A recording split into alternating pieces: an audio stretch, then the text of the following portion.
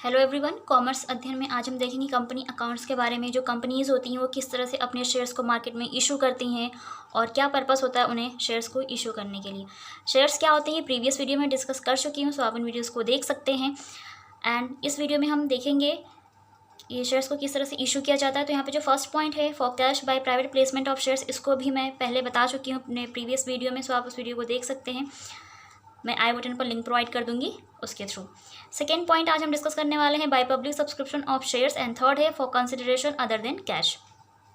सो यहाँ पर हम इन दोनों पॉइंट्स को देखेंगे। लास्ट दो पॉइंट्स जो हैं ये बहुत इंपॉर्टेंट, ये वाला है सेकेंड पॉइंट, इसी के बेसिस पे क्वेश्चंस बनते हैं और आपको क्वेश्चन सॉल्व करने पड़ते हैं।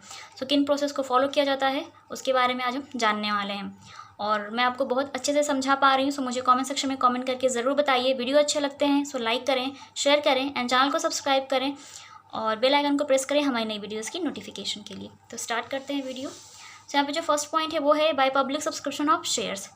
सो following steps are to be taken by a public company for the issue of shares to public. So यहाँ पे जो पब्लिक कंपनीज होती हैं वो अपने शेयर्स को इशू करने के लिए कुछ स्टेप्स को फॉलो करती हैं, ठीक है ना, कुछ प्रोसेस को अपनाती हैं। तो देखने वाले हैं कि क्या किन प्रोसेस को फॉलो करती हैं और किस तरह से अपने शेयर्स को मार्केट में इशू करती हैं।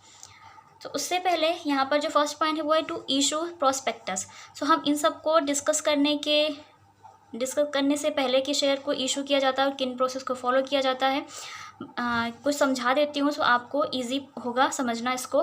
कि जैसे आप स्टूडेंट हैं, आपकी जो भी कॉलेज लाइफ है या आप स्कूल में हैं, जब भी आप कहीं नई जगह पे एडमिशन लेने जाते हैं किसी कॉलेज में या स्कूल में, तो वहाँ पर क्या होता है कि सबसे पहले आप प्रोस्पेक्टस बुक चेक करते हैं, ठीक है ना, उसको रीड करते हैं। वो प्रोस्पेक्टस वो होता है जिसमें जो भी आपका कॉलेज या स्कूल है उसके बारे में पूरी डिटेल होती है। जो भी आप कोर्स करना चाहते हैं वहाँ से उसके सारे उसमें मतलब उस कोर्स से रिलेटेड सब्जेक्ट होते हैं, उन सब्जेक्ट के सिलेबस दिए होते हैं एंड कौन टीचर्स हैं, कितने क्वालिफाइड वो टीचर्स हैं, पूरी इन्फॉर्मेशन दी होती है। आपके कोर्स की कितनी फ़ीस है और किस तरह से आप उस फीस को पे कर सकते हैं, ठीक है ना, इंस्टॉलमेंट में या फिर एक साथ। सो वैसे ही शेयर्स के केस में भी फॉलो किया जाता है।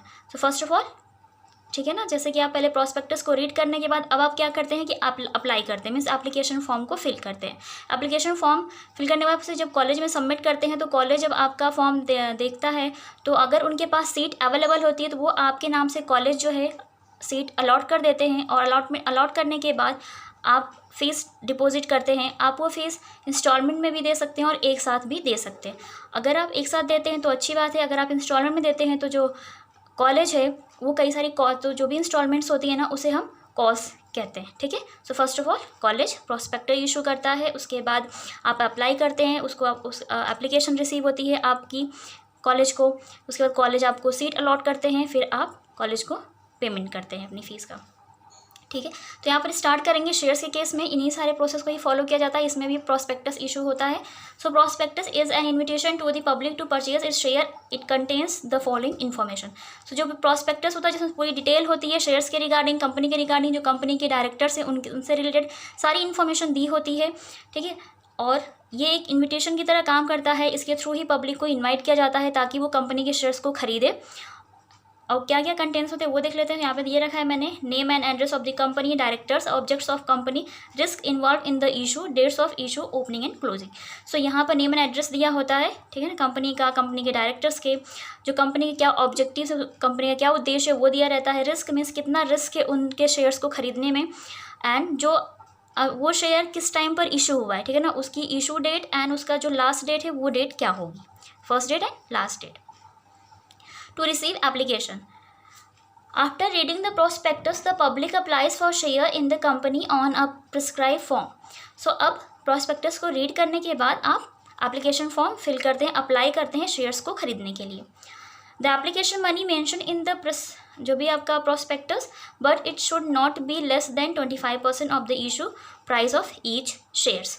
सो यहाँ पर जो प्रोस्पेक्टस होता है उसमें एप्लीकेशन मनी भी मेंशन होती है, जो एप्लीकेशन का जितना पैसा है वो भी दिया रहता है, और आपको जो पेमेंट करना है कम से कम उसका 25% आपको कंपनी को देना ही है, ठीक है ना।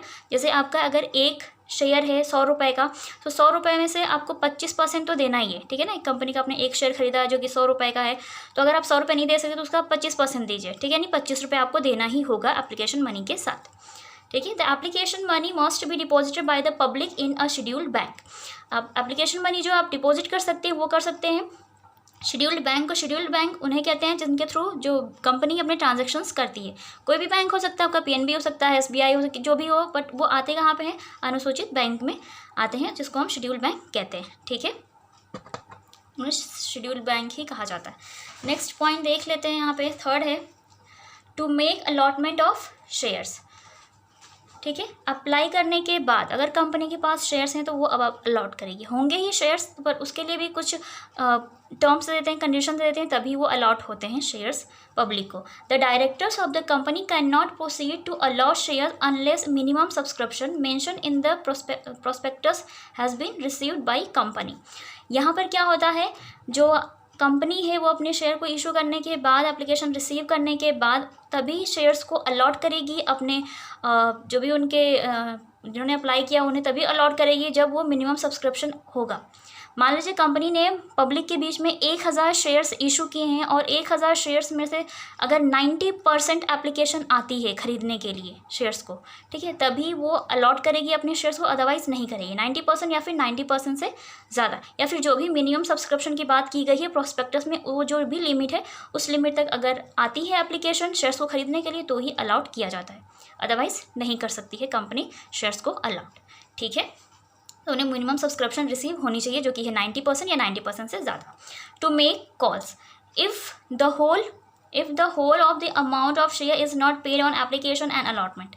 अगर जो इन्होंने शेयर्स खरीदे अगर वो पूरा शेयर्स का पैसा एप्लीकेशन या अलॉटमेंट के साथ नहीं दे पाते हैं तो जितना भी अनपेड अमाउंट होता है ना, द अनपेड अमाउंट में be called by the directors in one और मोर इंस्टॉलमेंट्स। तो जो कंपनी के डायरेक्टर्स होते हैं वो उसे इंस्टॉलमेंट में मांग सकते हैं, वो एक बार ले सकते हैं, 2 बार ले सकते हैं। तो जो भी इंस्टॉलमेंट्स होती है ना उन्हें हम कॉल्स कहते हैं। Calls must be made strictly in accordance with the provision of the article of association. So जो भी कॉल करेगी कंपनी वो किसके अकॉर्डिंग करेंगी, आर्टिकल ऑफ एसोसिएशन में जो भी गाइडलाइंस दी गई हैं उनको फॉलो करते हुए।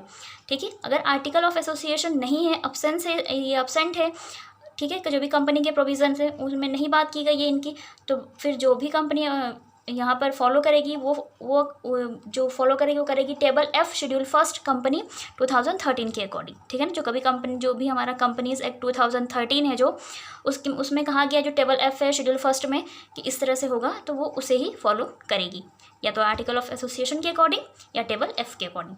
सो आई होप आपको ये सारे पॉइंट्स अच्छे से समझ में आ गए होंगे।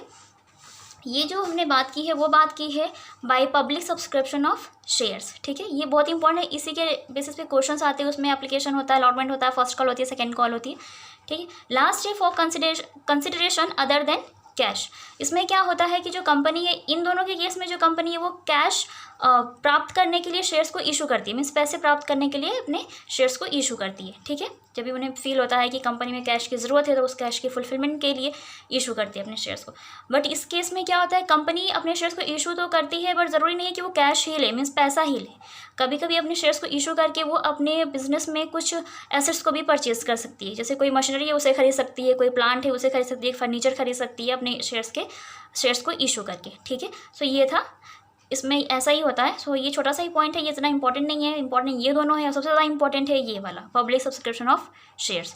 सो आई होप आपको मैंने ये सारे पॉइंट्स अच्छे से समझा दिए होंगे, और अगर मैं आपको बहुत अच्छे से समझा पाया तो मुझे कमेंट सेक्शन में कमेंट करके ज़रूर बताइएगा। एंड किन टॉपिक्स पे वीडियो आप चाहते हैं ये बात भी मुझे कमेंट सेक्शन में कमेंट करके ज़रूर बताइए, ताकि मैं उन पर वीडियोज़ बना सकूँ। वीडियो अच्छा लगा तो इसे लाइक ज़रूर करिएगा, and thank you so much for watching this video.